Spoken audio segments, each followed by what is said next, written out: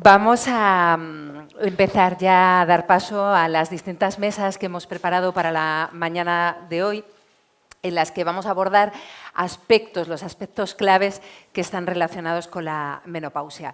Pero sí que queríamos contaros que, sobre todo a las personas que nos estáis siguiendo desde casa, podéis irnos dejando a lo largo de toda la mañana vuestras preguntas en nuestro canal de YouTube. Ahí en la parte de comentarios nos las podéis ir dejando y luego al final de cada uno de los dos bloques en los que hemos dividido este encuentro se las haremos llegar a las y los ponentes. Así que ahí tenéis también ese canal de comunicación con nosotros y con nosotras. También quiero recordaros que este evento sigue el Código de Farmaindustria, así que, como sabéis, no se pueden mencionar nombres comerciales ni empresas farmacéuticas. Ahora sí vamos a dar paso a la primera charla. La verdad es que es un honor para nosotras que nos acompañe aquí una de las ponentes de referencia en el ámbito de la menopausia. Vamos a hablar de la revolución de las hormonas y lo vamos a hacer con la doctora Silvia González Rodríguez, que es presidenta electa de la Asociación Española para el Estudio de la Menopausia, AEM, y además es ginecóloga. Muchas gracias. Muchas gracias a todas. Diría que estoy encantada de veros, pero no os veo con la luz. Digo yo que estaréis por ahí. Sí, alguna mueve la mano, o sea que hay gente. Muchísimas gracias por responder a esta iniciativa. Hemos tenido que cambiar un poquito el Día Mundial de la Menopausia porque coincidía que estábamos en el Congreso Mundial de Menopausia, que ha sido en Melbourne, con lo cual venir a Madrid era un poquito difícil. Y bueno, pues gracias por vuestra comprensión a ese respecto. Gracias, por supuesto, al Foro Español de Pacientes por esta iniciativa, a la que enseguida, desde la Fundación Española para el Estudio de la Menopausia y desde la Asociación Española para el Estudio de la Menopausia respondimos.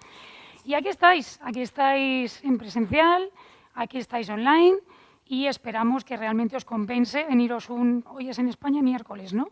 Yo es que acabo de llegar y la verdad es que todavía no estoy muy en qué lugar ni momento. Bueno, pues dedicar un miércoles por la mañana de vuestras agendas, tener que haber cuadrado seguro un montón de cosas para estar aquí es de agradecer.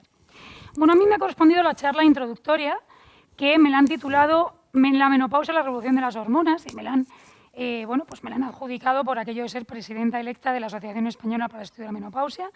Voy a tener el honor de ser la primera presidenta mujer. Pero además yo llevo siendo jefa clínica de una unidad de menopausia desde hace casi 20 años, con lo cual pues algo de experiencia en el asunto voy teniendo. Y por esa experiencia que tengo en el asunto también me he permitido tunear un poquito el título para hacerlo un poquito más práctico y lo he denominado ¿qué me va a pasar al llegar la menopausia? Porque me parecía que esto podía daros un poquito más de consejos prácticos, vamos a decir, de pinceladas, que podáis realmente pues, aplicar en lo que os está pasando ahora como proceso. Y bueno, la realidad es que, ¿qué os va a pasar al llegar la menopausia? Pues al llegar la menopausia como tal, realmente lo único que os va a pasar es que tenéis la última regla, porque menopausia no es más que la última regla. Igual que menarquia le llamamos a la primera regla de la vida, menopausia no es más que la última regla de la vida, que sabemos que ha sido la última retrospectivamente cuando han transcurrido 12 meses sin regla. Pero fijaos, esto es importante, que ya divide toda la vida de la mujer en posmenopausia y en premenopausia. Entonces, cuando venís a las consultas y decís, doctora, que estoy premenopáusica, la respuesta que yo tengo es, y tu hija de 15 años también, porque todo lo que viene antes de la menopausia se llama premenopausia. Cuando venís a la consulta, quejándoos de síntomas, estáis en perimenopausia, que es ese inicio de los trastornos, que yo llamo el bingo de la regla. Lo llamo el bingo de la regla porque te viene el 7, el 9, el 20, el 15, ¿verdad que sí? Pues eso es la perimenopausia. Ahí están iniciándose los trastornos menstruales y eso sí que va en paralelo con esa revolución hormonal de la que me pedían que os hablara. Porque lo que es el proceso en sí, y fijaos que la Fundación se llama para el Estudio de la Menopausia, la Asociación se llama para el Estudio de la Menopausia, las unidades las llamamos unidades de menopausia, coloquialmente llamamos menopausia a algo que deberíamos llamar climaterio, que es esa fase que empieza con los trastornos y se prolonga ya más o menos por consenso, decimos que hasta los 65 años, donde ocurren todos los cambios endocrinos, metabólicos, físicos, psíquicos, emocionales, que muchas de vosotras estáis notando y que por eso estáis aquí. Y ahí es cuando se produce la revolución hormonal que me titulaba Mónica que os dijera en mi charla, ¿no? ¿Qué es lo que ocurre? el ovario deja de funcionar, deja de producir hormonas, principalmente estrógenos, pero también otras, y dentro de los estrógenos la más importante es el estradiol. Y veis que suben otras dos, ¿verdad? La FSH y la LH. Esas son las que mandan funcionar al ovario, que las pobrecitas intentan subir, a ver si consiguen hacerlo funcionar. Al principio lo consiguen, pero luego ya en absoluto. Con lo cual, típicamente tenemos niveles muy altos de esas dos hormonas, pero bajísimos de estrógenos, de progesterona y también un poquito de hormonas masculinas, aunque esas tienen un origen un poquito más múltiple. Y esto va a tener muchísima importancia, porque receptores para estrógenos tenemos en todo el organismo, donde se os ocurra, en el cerebro, en los huesos, en las articulaciones, en el corazón, en la piel, por todas partes. Con lo cual, si nos quedamos sin hormonas, podemos tener repercusión en todas partes. Pero es que además es que somos muchas. Fijaos, la pirámide poblacional de España es así, ya no tiene nada de pirámide, ¿verdad? Esto es más bien una copa poblacional. Si miramos que las mujeres climatéricas, estadísticamente seríamos las que estamos entre 40 y 65 años, pues en España en este momento somos casi 8 millones de mujeres en climaterio, que es muchísima gente. Así que aparte de la importancia biológica que tiene esto, tiene una importancia poblacional y numérica. ¿Y qué es lo que ocurre? Pues que a los especialistas en menopausia esto nos lo pone difícil, porque la menopausia de cada mujer es personal intransferible, como la huella dactilar. Entonces, cada mujer va a tener su menopausia distinta a la de vuestra compañera que está sentada a vuestra derecha o a vuestra izquierda en este momento, distinta de la de tu madre, de la de tu hermana, completamente diferente. Con lo cual, a la pregunta que yo misma me planteaba de qué me va a pasar al llegar la menopausia, pues os tengo que responder un poquito como el gallego. Depende. No tengo una bola de cristal para saber exactamente cómo va a ser tu menopausia. Bueno, venga, pues me tuneo yo misma a mi propio título. En vez de qué me va a pasar, ¿qué me puede pasar al llegar la menopausia? Bueno, pues aquí tenemos varias opciones. Una es consultar la fuente de la eterna sabiduría, que es el ChatGPT. Entonces, no sé si habéis utilizado alguna de ChatGPT. Tú a ChatGPT le preguntas, por ejemplo, ¿qué me puede pasar con la menopausia? Y ChatGPT es muy amable y te responde, gracias por tu pregunta, me gusta que quieras avanzar en tus conocimientos. Y en este caso te dice que vas a tener sofocos, trastornos del sueño, cambios de estado de ánimo, sequedad vaginal, se queda un poco pensando, cambios de ciclo menstrual, pérdida de hueso, y que estos solamente son algunos de los maravillosos problemas que te pueden pasar y que ya si eso consultes con tu médico. Bueno, pues como yo soy médico y me han encargado la charla, os lo voy a desgranar un poquito, ¿verdad? El síntoma característico que todo el mundo conoce con la menopausia, que lo saben los musicales de Broadway, que lo saben los monólogos, son los sofocos. Y que lo sabéis todas vosotras, ¿verdad que sí? Sí, ¿no? Sí. Vale, pues sobre los sofocos, y creo que os pasaron una pequeña encuesta antes de que hiciéramos estas charlas, hay unas cifras que tenemos que tener muy en cuenta. Primero, los tiene la inmensa mayoría de las mujeres. La inmensa mayoría. Pero hay un subgrupo de mujeres que entran en menopausia y no tienen sofocos. Y vienen a la consulta asustadísimas. Doctora, que estoy en menopausia y no tengo sofocos. Enhorabuena. Pero sois las raras de las amigas, ¿verdad? Las que no tenéis sofocos con la menopausia. Bueno, hay un porcentaje muy bajo de mujeres que realmente no los tiene. Al 80% le duran más de un año. Pero no es que al 80% le duren más de un año, es que hay mujeres que tienen sofocos de por vida, que más allá de los 70 años tienen todavía sofocos. Antes estábamos comentando entre los ponentes casos de pacientes que tenemos. Yo tengo una señora de 83 años que cada año cuando viene a revisarse yo le pregunto si quiere dejar ya el tratamiento hormonal y me dice, doctora, ya sabe que yo antes de dejar las hormonas dejo a mi marido. Le sigue durando el marido, con los 83 años que tiene ella. Hay gente que tiene sofocos toda la vida. Se muere con sofocos si no los tratamos. Y además el tema es que un 25% de las mujeres tienen síntomas vasomotores, que llamamos nosotros en medicina, o sea, sofocos intensos. Porque cuando los sofocos son leves, pues hay mucha gente que los lleva bien. Pero cuando los sofocos son intensos, son un síntoma generalmente muy desagradable. Yo digo lo de generalmente porque siempre que una paciente entra en menopausia, yo le pregunto, ¿no tiene sofocos, sudor y sequedad vaginal? Y una vez me ocurrió que a una paciente le pregunté, ¿y tiene sofocos? Y me dice, sí, y no me los irá usted a quitar. Yo me quedé así, no, claro, obviamente yo no te trato si tú no quieres. Y la señora me explica, mire, yo es que soy de Ávila, llevo toda la vida pasando mucho frío, y ahora que por fin estoy entrando en calor, estoy encantada. Entonces, definitivamente hay gente para todo en la vida, yo creo que la mayor parte pensáis que es un síntoma desagradable, pero verdaderamente puede incluso no serlo. Lo que sí está claro es que aquí hay que poner el primer toque de atención. porque deteriora mucho la calidad de vida de las mujeres y porque además ahora sabemos que también los sofocos se pueden correlacionar con otra serie de problemas de salud. Es decir, que el sofoco no solo es banal, que puede ser que esas mujeres tengan más riesgo de enfermedad cardiovascular y de osteoporosis también, las más sofocadas. No voy a entrar en eso, pero que lo sepáis. Para la segunda cuestión, siempre hablamos de la calidad de vida con el climaterio, con la menopausia, pero también la cantidad de vida se nos resiente. Cuando miramos los problemas de salud que pueden aparecer, si vamos a los más tardíos, ahí sí empezamos a tener cosas que además son graves. La osteoporosis, el riesgo cardiovascular y el riesgo de demencia de todo tipo, pero también de demencia de tipo Alzheimer. Entonces estamos hablando de calidad de vida, pero estamos hablando de cantidad de vida. Es decir, las dos cosas nos tienen que importar. Y fijaos, esto es el gráfico de las causas de muerte del Instituto Nacional de Estadística, el español. Si miráis, a todo el mundo, a todas, seguro, os da mucho miedo el cáncer de mama, que sí. Cualquier paciente que viene a la consulta viene con mucho miedo al cáncer de mama, ¿verdad que sí? Sí, vale. Es que como no os veo, si no os oigo tampoco ya, creo que os habéis ido por ahí a dar una vuelta por el Retiro. Fijaos, la línea verde oliva es la que es la mortalidad por cáncer de mama. Es decir, el cáncer de mama es muy frecuente, pero a Dios gracias ahora se nos muere muy poca gente de cáncer de mama. Estamos logrando supervivencias muy altas. ¿Y de qué se muere la gente? Bueno, como estos datos son de la época COVID, ahí se moría mucha gente de respiratorias, pero esa línea que sube es la cardiovascular. O sea, de las mujeres que estamos en esta sala, la inmensa mayoría nos vamos a morir de enfermedad cardiovascular. Y la cuestión no es que nos muramos de infarto, de ACV, etcétera, sino desde cuándo. Y fijaos que la línea de corte entre la mortalidad por cáncer de mama y la mortalidad por riesgo cardiovascular está más o menos alrededor de la edad de la menopausia. Es decir, a partir de la menopausia ya nos empezamos a morir más de enfermedades cardiovasculares que de ninguna otra cosa. Todas conocéis varones que con 40 años han tenido un infarto, ¿a que sí? Mujeres es muy raro. Pues cuando perdemos los estrógenos empezamos a igualar el riesgo con el del varón. Con lo cual, de nuevo, aquí un toque de atención porque esto se puede prevenir. Y esto es muy importante prevenirlo y van a hablar un poquito de esto a continuación. Otro tema que van a hablar también es de osteoporosis.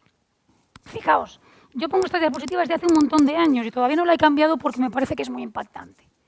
Cada 30 segundos hay una fractura osteoporótica en Europa. Eso es una barbaridad absoluta. Cada minuto, 2 fracturas.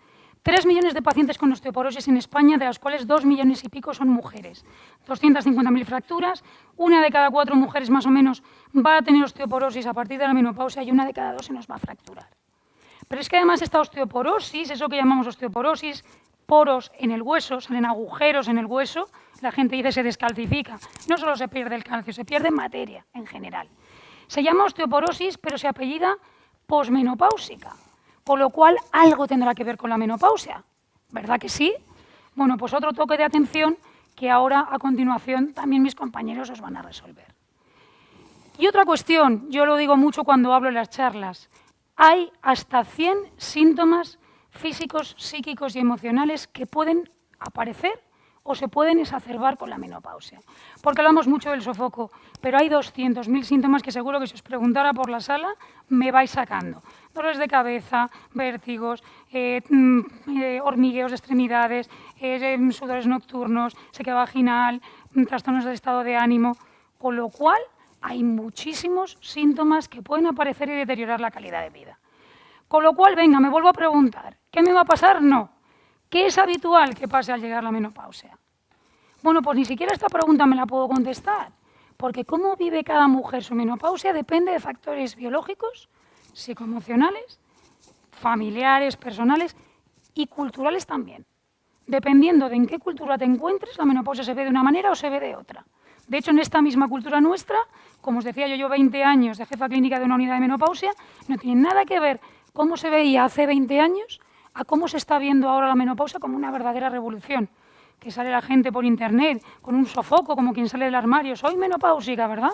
Las famosas, las actrices, es decir, no tiene nada que ver cómo se veía antes, que menopáusica era un insulto, ahora que realmente es un momento bueno, pues en el que históricamente nos está tocando vivir una toma de conciencia por parte de las mujeres y de ocupar su lugar, que es muy distinta.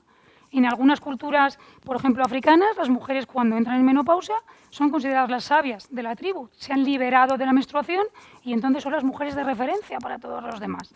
Es decir, depende muchísimo de en qué contexto tú te encuentres, porque esto va a ser biopsicosocial.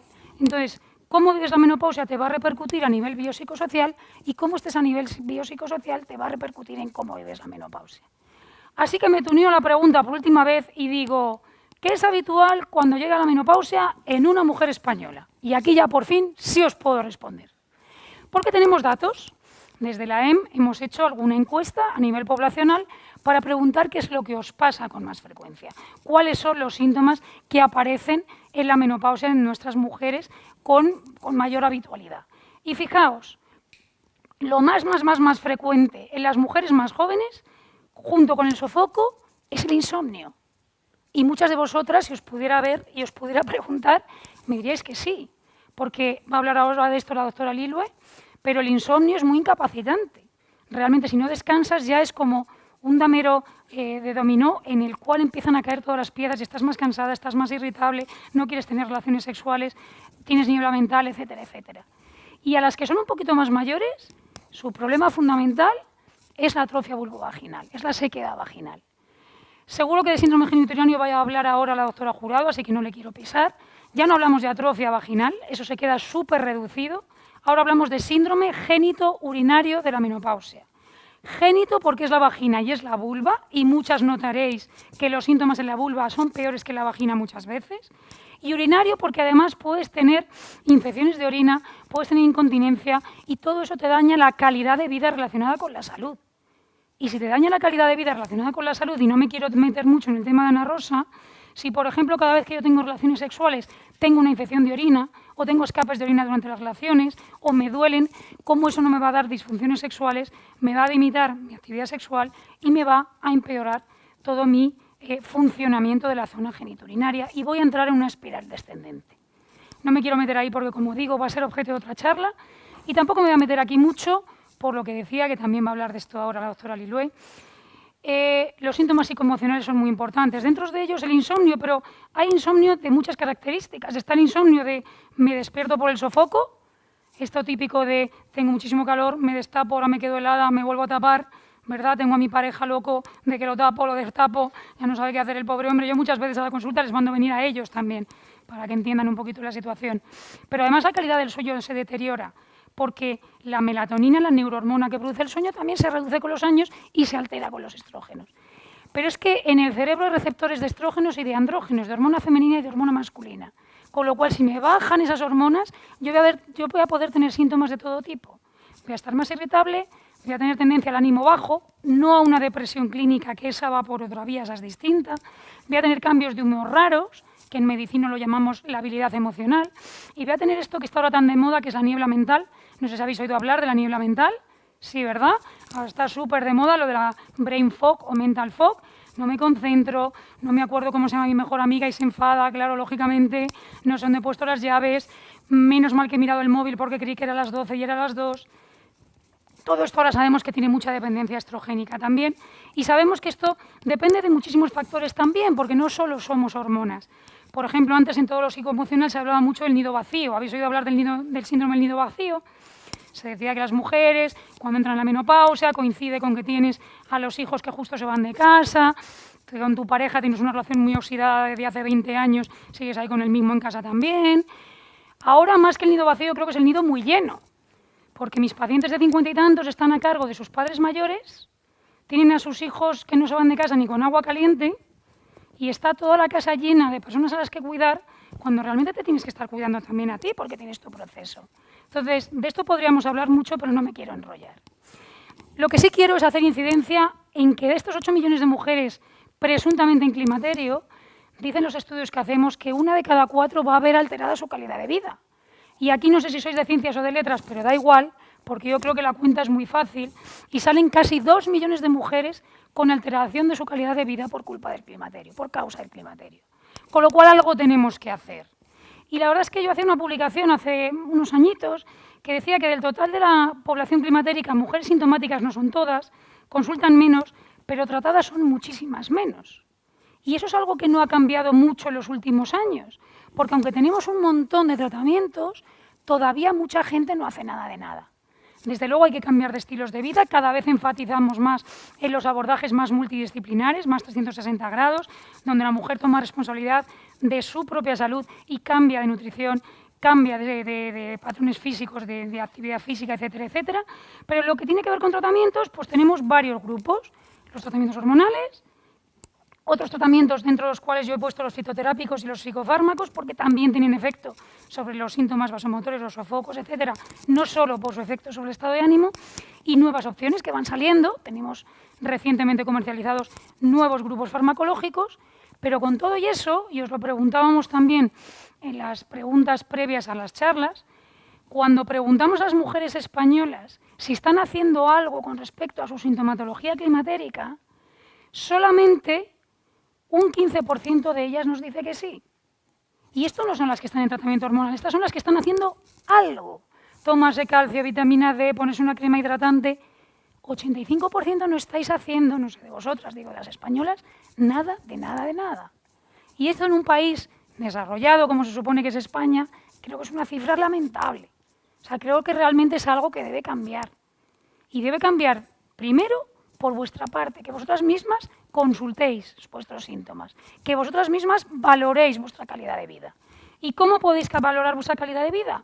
Pues mediante escalas de calidad de vida. Tenemos escalas en España validadas, no una encuesta que se inventó un señor y ya está, no, establecidas científicamente, que como que miden lo que quieren medir, que sirven para valorar la calidad de vida que tenéis.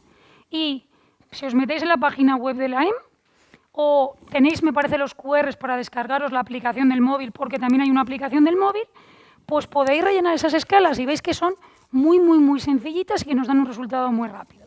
Tengo un vídeo aquí para haceroslo en tiempo real. Os metéis en la web de la EM, que es exactamente lo mismo que descargaros la aplicación, ponéis vuestra edad y veréis que hay 16 preguntas en las que vosotras valoráis vuestros síntomas, vosotras mismas, entre 0 y 5, para cada pregunta. Veréis que hay 14 preguntas que son generales y 2 más que respondes si tienes pareja en este momento. Si no, las dejas vacías y está bien. Y cuando acabas de contestar, que veis que es 1 minuto y medio, le das al cálculo del resultado y te va a salir una barrita de rojo, amarillo y verde. Daos cuenta que estas escalas son de deterioro de la calidad de vida, es decir, cuanto más puntúas, peor estás. Te lo digo porque a veces vienen pacientes que dicen, he puntuado 98 y dices, ¿vale? Entonces, a mayor puntuación, más alteración de tu calidad de vida. En esta paciente en concreto, veis que la línea queda en la zona roja, tiene una alteración importante de su calidad de vida. Y además te dice en qué tienes esa alteración, porque esta escala mide 4 dominios que llamamos. Es decir, cómo está tu vida de pareja, tu sexualidad, tu vida psíquica y lo que hemos llamado el dominio menopausia y salud, que son los síntomas físicos. Entonces, sabes si estás mejor o peor y en qué dominios en el que estás pudiendo mejorar, vamos a decir, ¿vale? Y una vez que tienes eso, también hacemos más cosas desde la Asociación Española para el Estudio de la Menopausia. Cada X tiempo hacemos lo que llamamos menoguías, que son guías de práctica clínica para tratar la menopausia. Son para profesionales sanitarios, pero la parte final es para pacientes. Hay unas hojitas de resumen que son como para vosotras. Con ese QR os las podríais descargar también de forma gratuita. ¿Y ahí qué hacemos? Ahí ayudamos a los compañeros a que puedan evaluar si es una paciente menopáusica, cógelo, que le va a interesar, ponle en el altavoz. Es un momento absolutamente buenísimo para ella, entra en el momento. Entonces, aquí podemos saber cuándo puede ser tributaria de terapia hormonal o de tratamiento fitoterápico. Fijaos, no sé si lo veis desde ahí, pero os lo cuento yo. Según cuánto puntúas en la calidad de vida, yo sé cuánto deterioro tienes y te oriento más o menos a qué tipo de tratamiento sería el idóneo para ti a priori. Luego ya lo debatimos y lo valoramos. Pero si tienes muy alterada tu calidad de vida, seguramente sea mejor que vayas a terapia hormonal u otros tratamientos farmacológicos, mientras que si tienes un deterioro leve de tu calidad de vida, posiblemente vayas bien con productos naturales. Como mi charla era introductoria, yo me quiero quedar aquí. Solo quiero recordaros que durante la peri y la posmenopausia hay cambios físicos, hay cambios psíquicos, hay cambios endocrino-metabólicos, hay cambios hasta sociolaborales que te pueden alterar la calidad de vida y que tienes que consultar porque los queremos abordar. ¿Por qué? Pues porque, como dice mi página web, no estamos aquí solo para sumar años a tu vida, sino vida a tus años. Es decir, no solo que vivas más, sino que vivas mejor. Muchísimas gracias y si tenéis alguna pregunta la resolvemos. Muchas gracias, Silvia. Como nuestro objetivo es trazar una hoja de ruta entre todas las personas expertas que vais a participar a lo largo de esta mañana, a modo de titular, ¿cuál sería desde tu perspectiva la prioridad en el abordaje de la menopausia? Bueno, ya te digo que yo me quedo en el paso preliminar, que es que ellas consulten, que ellas sepan que hay profesionales cualificados y que consulten. Y si no encontráis un profesional que os entienda, cambiad de profesional y vais a otro, de verdad. O sea, en este tiempo ahora mismo esto es así. Yo tengo pacientes que han pasado por 3, por 4 profesionales sanitarios que probablemente no son especialistas en este tema y no les han sabido resolver y no se han conformado y han cambiado hasta que han encontrado a alguien que les resuelve la cuestión. Pues que no os conforméis, que vayáis con vuestra sintomatología donde haga falta, pero que nos encontréis y que juntos podamos abordarla. Yo me quedo en el paso preliminar. Muchísimas gracias, Silvia, por tu intervención.